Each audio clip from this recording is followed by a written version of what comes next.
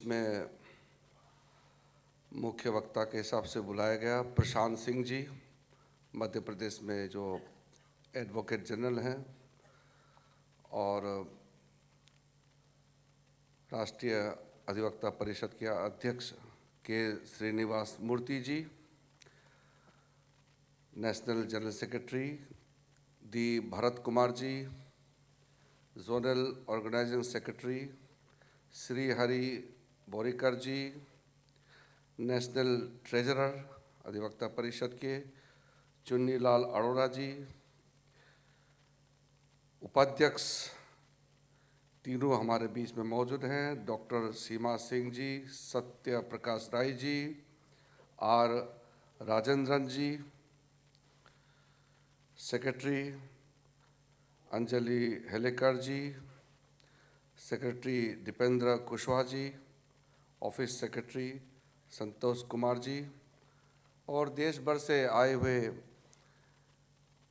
अधिवक्ता के जितने भी प्रमुख लोग यहाँ आए हुए हैं, और काफ़ी सीनियर्स जो अधिवक्ता परिषद के लिए और इस क्षेत्र में काम करने वाले कई लोग आज इस सम्मेलन में मौजूद हैं। मैं सबसे पहले मुझे आज इस कुरुक्षेत्र के पवित्र धरती पर इस 16वें अखिल भारतीय अधिवक्ता परिषद का जो सम्मेलन हो रहे हैं उसमें आपके बीच में आने का मौका दिया, इसके लिए बहुत बहुत धन्यवाद देना चाहता हूं।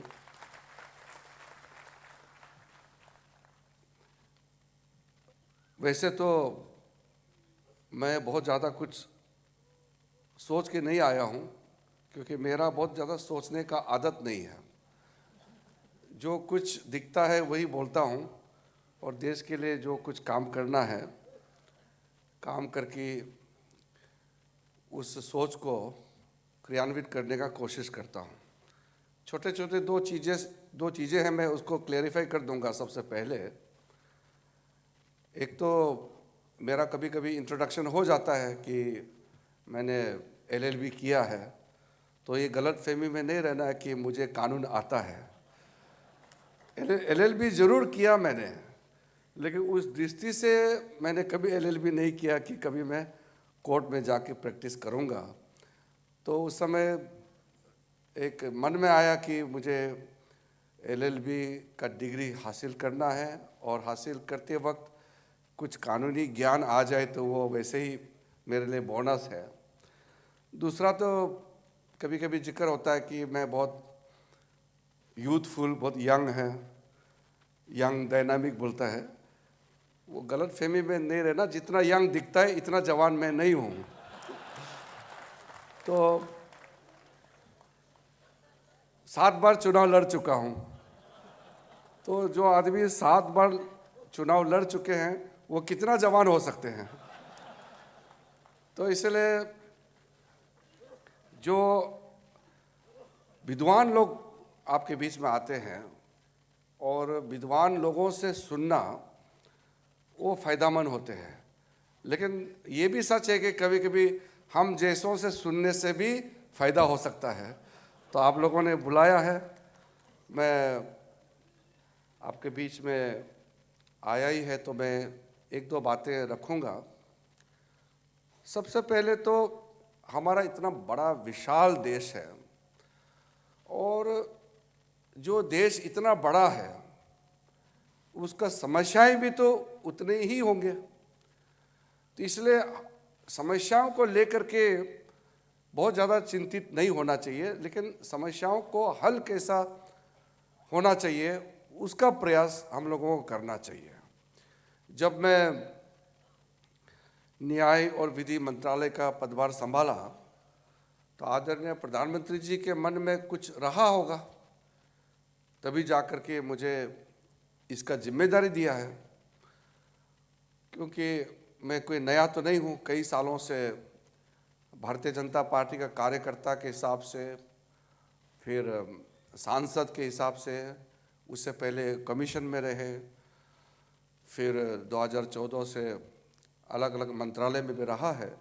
तो जब इस मंत्रालय में लाया तो चुनौतियों को देखते हुए प्रधानमंत्री जी का मन में जरूर कुछ ना कुछ होगा जिसको मुझे बिल्कुल एक तो फ्रंट फुट में खेलना चाहिए, ऐसा सोच के मुझे इसका जिम्मेदारी दिया होगा।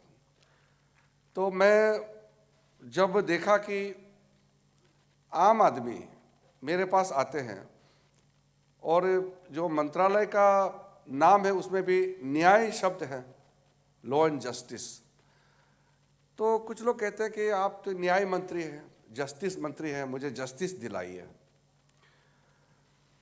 कभी कभी मैं दौरे में भी जाता हूँ, गांव में, कस्बे में, कहीं भी जाता हूँ तो लोग पूछते हैं कि हमारा इतने सालों से हमारा केस लंबित है, पेंडिंग है, आप कुछ कीजिए, आप इस देश का लॉ मिनिस्टर हैं, न्याय दीजिए।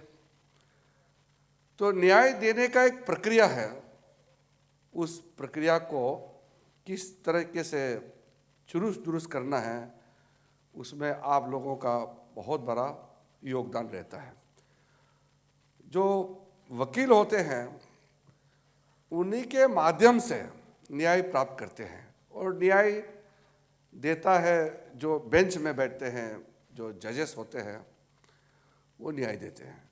और दूसरी तरफ सरकार भी अपने ही काम करते करते एक प्रकार से वो भी न्याय ही दे रहे हैं। अगर हम जन सेवा कर रहे हैं, हम देश के लिए, समाज के लिए काम करते हैं, तो वो भी एक तरीके से न्याय देने का ही काम होता है।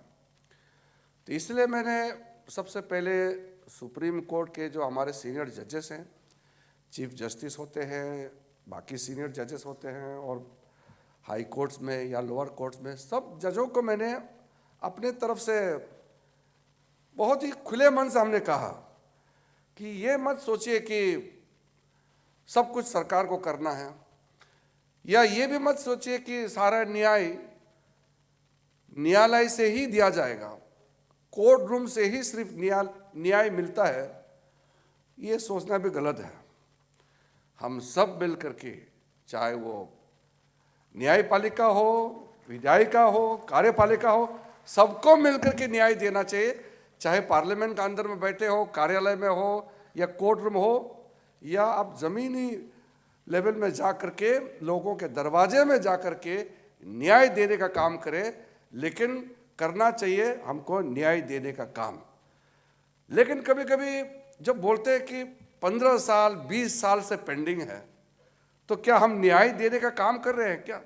अगर किसी कोर्ट में केसेस सालों सालों तक पेंडिंग है और जजेस के पास टाइम नहीं है, या किसी वकील ने उसको उस तरीके से पेश नहीं किया, डेट लेते रहते हैं, कभी कभी तो जज भी डेट दे देते हैं, 1 डेट, 2 डेट, 3 महीने, साल भर, कभी कभी वकील भी डेट मांगते हैं कि इतने दिन के बाद मुझे फिर से मौका दीजिए। तो उस तरीके से जो लोग न्याय देने का जिम्मेदारी लेके बैठे हैं, उन्हीं के माध्यम से न्याय नहीं देने का काम भी होता है। तो इसलिए अगर सबको इस बात को मान ले कि हम किसी भी तरह कुछ भी करें, मगर जल्दी से जल्दी न्याय देना चाहिए, अगर ये सब ठान ले, तो ये लगभग 4 करोड़ 90 लाख का आसपास जो पेंडिंग है इस देश में इस वक्त, वो हम लोग कम कर सकते हैं या आधा कर सकते हैं। लेकिन हम ही अगर सिस्टम में उलझे रहेंगे, फिर तो न्याय देना बहुत कठिन होगा, और समय पर न्याय नहीं मिलेगा तो फिर फ़ायदा नहीं है। मेरे पास कई ऐसे लोग आए कि उसके बाप दादा के समय का केस है, लेकिन अभी तक उसका कोई सेटलमेंट नहीं हुआ। एक तरीके से समाज का सोचने का जो तरीका है, या हमारा सोच जो प्रकट होते हैं, उसमें भी थोड़ा सा चिंता करना चाहिए। मैं सारा वकीलों को एक दृष्टि से देखता हूँ, लेकिन दुख की बात यह है कि कभी कभी सुप्रीम कोर्ट में कुछ वकील ऐसे होते हैं, उनका तुरंत डेट लग जाता है, और कुछ वकील ऐसा है कि वो कहते हैं कि आप मेरे पास केस लेके आइए, मैं आपको केस जितवा दूंगा। वरना तो आप सोचिए कि कुछ वकील एक अपेयरेंस में 30 लाख 40 लाख चार्ज करते हैं और कुछ वकील को काम ही नहीं मिलते हैं। ऐसा क्यों? कानून तो सबने पढ़ा है, वही संविधान, वही एक्ट सबने पढ़ा है, वही धारा, वही सेक्शन सबने पढ़ा है। कुछ लोगों का थोड़ा तरीके से केस रखने का टैलेंट होता है, उसका इनबिल्ट क्वालिटी होते हैं, मगर प्रावधान तो सबको उसी तरीके से रखना है। लेकिन कुछ लोग ऐसा होते हैं कि बड़े बड़े केस उसी के पास आते हैं और वो बैठे बैठे करोड़ों का कमाई करते हैं।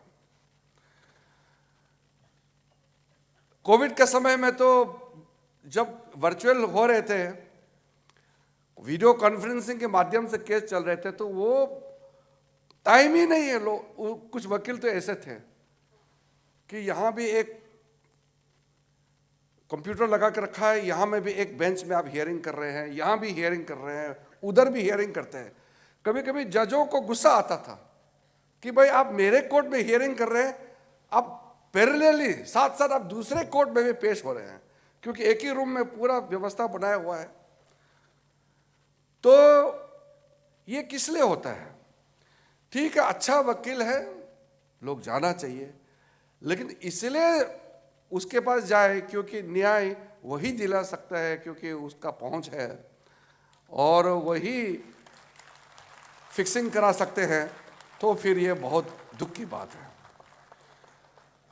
तो इसलिए मैं तो ये मानता हूं कि जो बड़े वकील होते हैं वो भी ये कोशिश करें कि छोटे छोटे जो जूनियर हैं, नए नए वकालत कर रहे हैं, उनको उभरने का मौका दें। पूरा कब्जा करके मत बैठिए, केस बांटिए, लोगों को सिखाइए, उसको भी उठने दीजिए।